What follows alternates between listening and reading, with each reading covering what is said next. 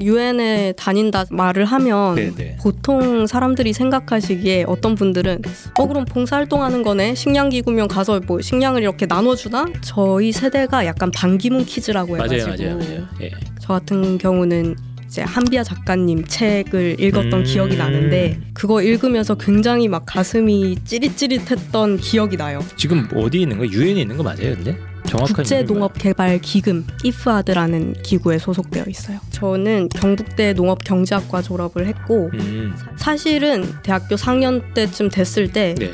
쉽지 않겠더라고요. 네네네. 제가 일단은 뭐 외국에서 영어를 배워본 경험도 없고 네. 또 워낙 이제 좋은 대학 출신들이 많이 가다 보니까 그리고 사실 유엔을 가야겠다는 목표 설정만 했다면 네. 포기를 했을 수도 있겠죠. 유엔에 들어가는 문이 굉장히 좁으니까. 네. 하지만 이제 저는 좀 넓게 봤던 것 같아요. 그러니까 첫 번째 인턴으로 합격한 게 몽골에 가신 거 맞죠, 그러면? 네, 몽골 FAO 국가사무소에서 인턴십에서 가장 중요한 거는 제가 생각했을 때는 잘 쌓는 것.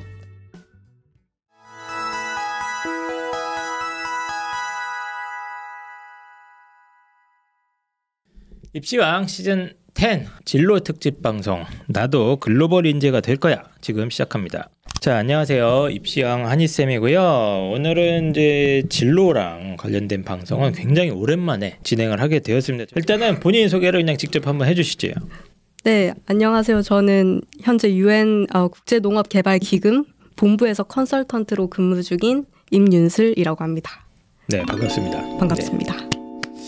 신문에 기사가 꽤 있더라고요. 그래서 기사가 되게 많아. 그거 한 4-5개가 있고 이름만 쳐도 나오고 막 상도 많이 타셨더라고요. 맞아요. 네, 상도 네. 뭐 수기 이런 것도 상 탄 적도 있고. 지금 어디 있는 거예요? 유엔에 있는 거 맞아요, 근데? 정확한 국제농업개발기금 IFAD라는 기구에 소속되어 있어요. 기금이어서 이렇게 네. 보조금이랑 펀드를 개발도상국에 직접 주기도 하고요. 네네네.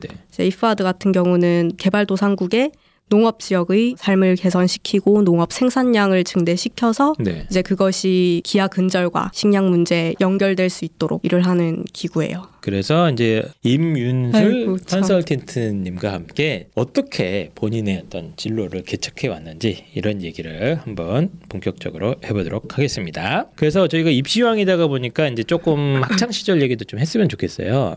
네. 고등학교는 한국에서 나오신 거예요, 그러면?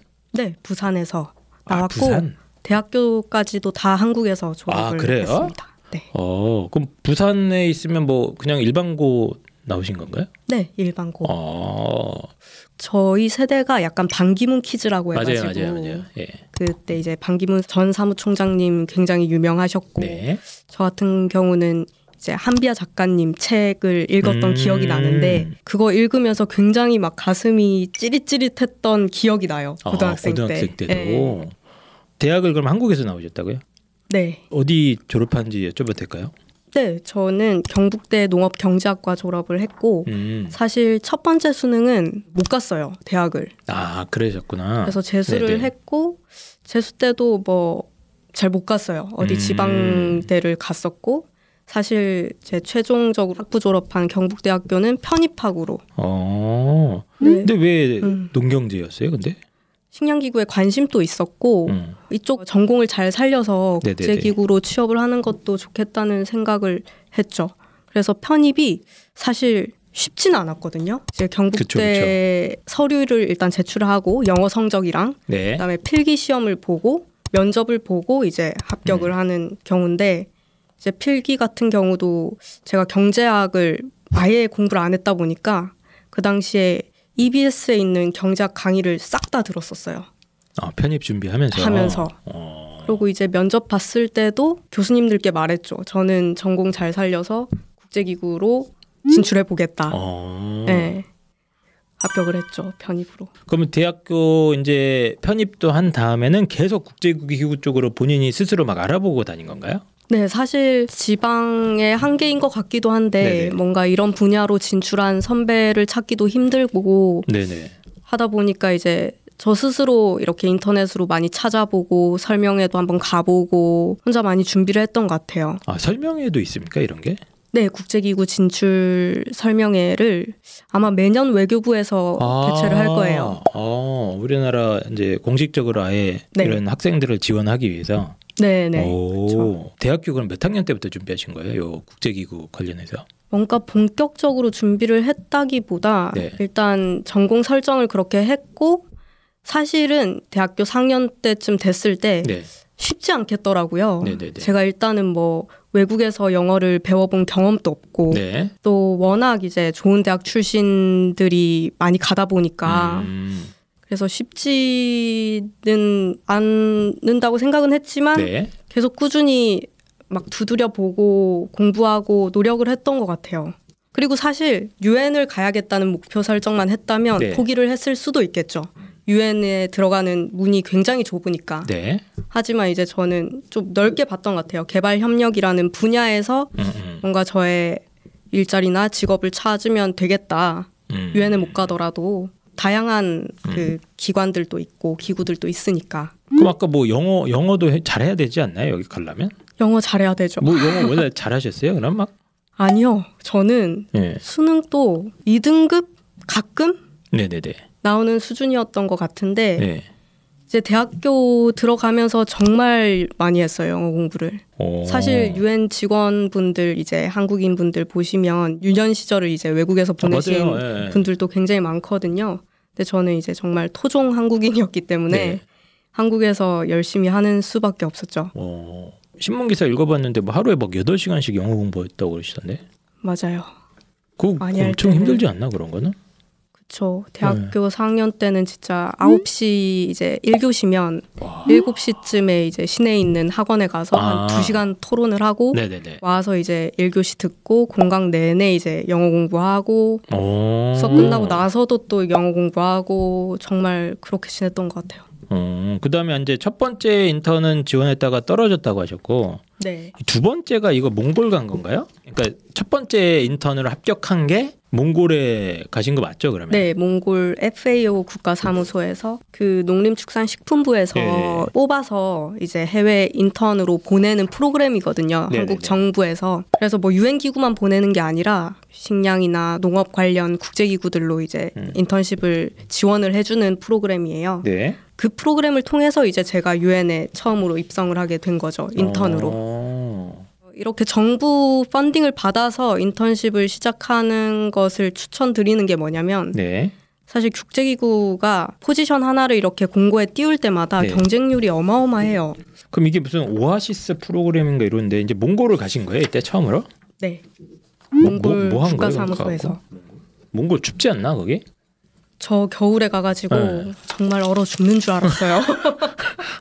시베리아 추위를 정말 네. 직방으로 뭐 후회하거나 그런 적 없으니까. 일단 제가 바라던 곳에서 인턴십을 한다는 게 너무너무 기뻤기 때문에 후회한 적은 없고 따뜻한 곳은 그 다음번에 갔습니다. 동티모르로. 아 맞다. 네. 동티모르도 가셨더라고. 근데 이제 그럼 이제 가서 뭐 하는 거예요, 인턴십 가면? 그냥 사실 인턴에게 크게 기대하는 거는 없어요. 기구 내에서도. 그렇지만 이제 자잘한 여러 가지 리서치 업무들을 돕는다거나 네. 시키는 일들 하는 거죠. 아 약간 이제 주로 페이퍼워크가 좀 많은가 보네요. 사무직적으로. FAO는 조금 그런 기구예요. 아, 인턴십에서 가장 중요한 거는 제가 생각했을 때는 네트워크를 잘 쌓는 것. 네트워크요? 거기 이제 실무하시는 분들을 직접적으로 처음으로 볼 수 있는 기회잖아요. 네. 이렇게 관계를 잘 유지하면서 이제 물어볼 것도 많이 물어보고 진로에 대한 조언도 많이 듣고 네. 이렇게 네트워크를 좀 형성할 수 있으면 너무 좋죠. 원래 좀 부침성이 많이 좋으신가요? 낯가림이 없으신 것 같은데. 낯가림? 저는 스스로 네. 있다고 생각을 하는데 네네. 예. 근데 또 너무 이렇게 네. 내향적이면 안 되는 직업인 것 같기는 해요. 그렇죠. 예. 또 외국인들이랑 막 소통하고 이런 게 좀 쉽지는 않았을 것 같은데. 그쵸. 새로운 환경에 늘 네네네. 적응해야 되는 순간이 많고 근데 뭐 재밌어요 저는. 그 다음에 이제 그러면 인턴 끝나고 조금 있다가 바로 동티모르로 가신 거예요? 네. 이건 거의 뭐예요, 끝날 이거는? 때. 동티모르는 이제 WFP라는 또 다른 WFP? 식량 기구가 있거든요. 유엔에. 거기서 근무를 했었고 인턴십 6개월이 끝날 무렵에 이제 또 커리어를 이어나가기 위해서 이렇게 서칭을 하다가 네. 코이카 통해서 네. 또 우리나라에 있는 코이카. 네, 한국 정부 통해서 또 동티모르에서 1년 경력을 쌓을 수 있었죠. 거기도 그럼 비슷한 역할을 하신 건가요? 거기서는 이제 보다 조금 더 역할이 많았던 것 같아요. 인턴보다는. 그리고 동티모르 같은 경우는 사무소도 굉장히 작다 보니까 네네네. 제가 직접적으로 할 수 있는 일들이 많았죠. 그럼 그때 막 인턴하고 뭐 동티모르 가고 할 때 활동할 때 좀 힘들었던 점은 없을까요? 아무래도 뭐 체력적인 부분들 저는 이제 몽골은 정말 추울 때 갔다가 동티모르는 또 굉장히 더운 나라이기 때문에 네, 몸이 적응하는 데 시간이 좀 걸리고 처음에는 괜찮았다가 제가 이제 한 9개월, 10개월 지날 무렵에 백혈구 수치가 떨어지더라고요. 동티모르에서. 그래가지고 한동안 고생을 좀 했어요. 이렇게 현장 다니고 하면 아무래도 위생이 좋지 못하고 맞아. 먹는 것도 잘 먹기 힘들다 보니까 그래서 그 뒤로는 이제 꾸준히 운동도 하고 있고 네, 그렇습니다. 근데 이게 진짜 뭔가 꿈과 사명감이 아니면 이거 못하겠다. 쉽진 않은 것 같아요. 네. 그 다음에 제가 또 특이한 게 뭐 영국에서 뭐 공부도 하셨어요? 네, 석사를 거기서 했습니다. 석사요? 네. 왕립농업대학. 왕립농업대학은 또 뭡니까? 네, 영국 왕립농업대학이라고 로얄 애그리컬처 유니버시티. 거기서 이제 석사를 했고 영국에서 한 이유는 이제 영국이 마음만 먹으면 1년 안에 석사를 할 수 있어요. 아, 그래요? 네. 쉽지는 않지만 그래서 저는 빨리 끝내버리고 싶어가지고 영국을 선택을 했고 동티모르 갔다 오니까 뭔가 식량 정책 쪽을 하고 싶다는 생각이 들더라고요. 네. 유엔 기구에 있으면 이제 정부 인사들과 미팅을 할 일도 많고 그렇다 보니까 뭔가 이제 정책학을 좀 배우면 좋겠다라는 생각이 들어서 이제 농업 정책을 할 수 있는 학교들을 쫙 리스트업을 했죠. 네네. 근데 그 중에서 또 중요했던 게 금전적인 부분. 유학하는 게 만만치가 않잖아요. 그렇죠. 돈 많이 들어가죠. 이제 제가 있었던 학교 같은 경우는 왕립대학이다 보니 어떻게 보면 우리나라로 치면 국립대 같은 느낌. 그래서 학비도 저렴했고 제가 석사를 했을 때가 이제 아직도 코로나로 시끌시끌하던 때였거든요. 그래서 이 학교에서 석사 프로그램을 일정 부분은 영국에서 이수를 하고 일정 부분은 온라인으로 하는 프로그램을 열어서 이러면 또 생활비나 지출을 아낄 수 있겠다. 그렇네. 그래서 이 학교를 선택을 했고 두 군데를 넣었었거든요. 서울대랑 영국왕립농업대만 지원을 했고 둘 다 합격을 했는데 최종적으로 영국으로 가게 됐죠. 서울대도 석사 과정에 합격은 했었어요? 네. 제가 뭔가 영국이 좀 더 끌리더라고요. 뭔가 정책학을 좀 더 전문적으로 하고 싶어서 전공이 이제 지속가능 식량과 농업 정책학이거든요. 네. 그래서 이쪽으로 가게 됐죠. 그럼 이제 막 동티모르도 가고 하면서 더 깊은 공부가 필요하겠구나. 저런 영역이 있구나. 이걸 발견하신 건가 보네요. 그렇기도 하고 사실 유엔이나 국제기구에서 일하려면 석사가 거의 필수적이라고 보시면 돼요. 실제로도? 가끔 가다가 이제 학부만 하시고 오시는 분들도 있는데 정말 극히 드문 경우고 기본적으로 석사는 다 석사를 하세요. 거의 한다. 그래서 1년 만에 그럼 딱 끝낸 거예요? 제가 유일하게 1년 만에 끝냈어요. 동기들 원래 중에. 불가능한데 이게 내가 알기로는. 정말 빡세게 했어요. 네, 석사하다가 떨어졌거든요. 논문도 써야 되잖아요. 논문도 냈죠. 논문을 1년 만에 쓴다고? 1년 만에 했고 제가 유일한 동양인이고 한국인이었는데 저 혼자만 1년 만에 졸업을 했어요. 정말 빡세게 했습니다. 진짜 대단하신 것 같은데요? 그래서 석사도 그냥 1년 만에 싹 끝내버리고 그럼 바로 취업이 된 건가요? 뭐 아까 뭐 컨설턴트 그걸로? 네. 졸업 전에 이제 저도 다음 커리어를 찾아야 되니까 여러 군데 지원을 했죠. 지금 기구 같은 경우는 이제 로스터라고 있어요. 그 홈페이지에 이제 본인 이력서를 등록을 해두는 거예요. 커버레터라는 이제 일종의 자소서 레터랑 자기 이력서랑 이런 거를 이렇게 등록을 해두면 이제 나중에 기구 내에서 사람이 필요할 때 그 로스터를 보고 뽑기도 하거든요. 연락이 오기도 하거든요. 그래서 특정 뭐 포지션에 지원을 했다기보다 그 로스터에 등록을 해뒀는데 이제 이프아드에서 연락이 왔죠. 면접 보자고. 그래서 그쪽에서 제안이 온 거예요? 네, 그쪽에서 제안이 왔어요. 그래서 사실은 연락이 와서 면접을 봤는데 본부잖아요. 네네. 근데 저는 보다 젊을 때 좀 더 현장을 한 번 더 가보고 싶다는 생각이 있어가지고 사실은 한번 거절을 했어요. 근데 또 연락이 오셔서 그래? 두 번째 이제 오퍼를 받아들였죠. 그래서 지금까지도 함께 일을 하고 있죠. 무슨 매력이 있는 걸까요? 그러게. 이 국제 기구가 되게 많이 있나 보네요. 근데 뭐 이름도 내가 잘 그쵸. 모르겠대요. 유엔에 다닌다 말을 하면 네네. 보통 사람들이 생각하시기에 어떤 분들은 그럼 봉사활동하는 거네. 식량기구면 가서 뭐 식량을 이렇게 나눠주나? 이렇게 네. 생각하시는 분들이 있고 네. 아니면 이제 그거 생각하세요. 뉴욕 본부에 유엔 안보리 그치. 이런 쪽 생각을 하시고 근데 사실 굉장히 많은 기구들이 있어요. 예를 들면 이제 WHO 국제보건 세계보건 문제 해결을 위한 기구가 있고 아동 인권이나 교육 관련해서 일하는 기구도 있고 네. 여성 인권, 여성 문제에 대해서 일하는 기구도 있고 저처럼 이제 기아 문제, 식량 문제 일을 하는 기구도 있고 굉장히 다양한 분야에서 나눠져서 일을 하고 있기 때문에 사실 어느 전공이든 꼭 네네. 국제학이나 정책학이나 뭐 정치학을 할 필요는 없다고 보고요. 네. 자기 관심 분야에 따라 전공을 설정해서 그 분야의 전문가가 된다면 뭐 얼마든지 두드려 볼 수 있는 그렇구나. 문입니다. 네.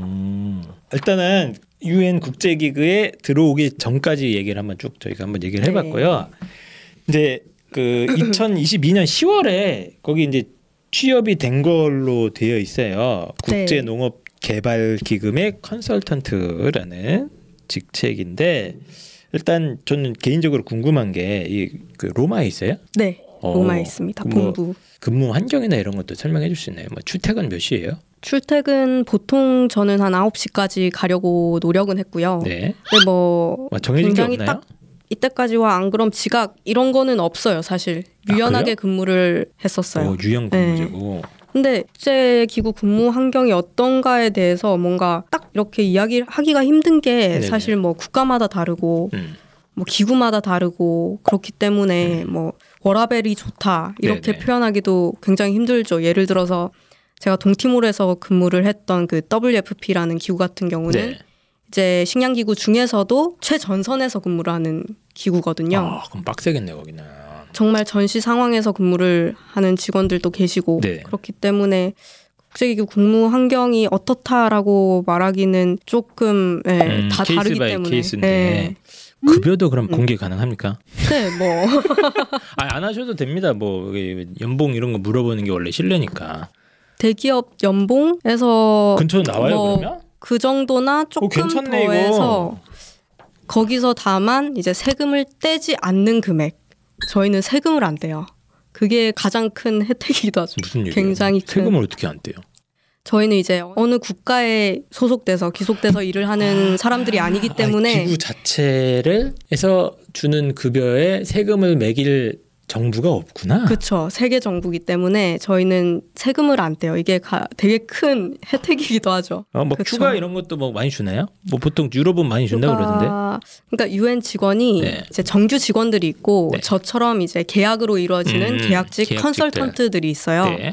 정규 직원 같은 경우는 쉽게 설명하자면 세계 정부의 공무원 분들이신 거예요. 그래서 퇴직하고 공무원들. 나면 연금도 나오고 그래요. 복지 혜택이 이제 컨설턴트보다는 좀 더 괜찮죠. 하지만 이제 컨설턴트들은 계약을 몇 개월, 몇 년 단위로 이제 연장시키면서 계약이 되는 형태인데 네. 나라를 이렇게 옮겨 다닐 의무는 없어요.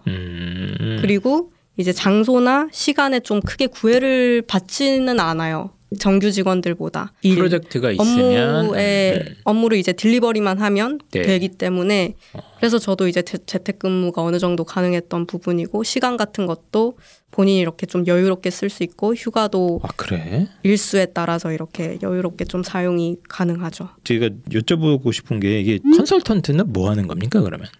컨설턴트도 말 저도 그대로 그냥 컨설턴트거든요. 직원이에요.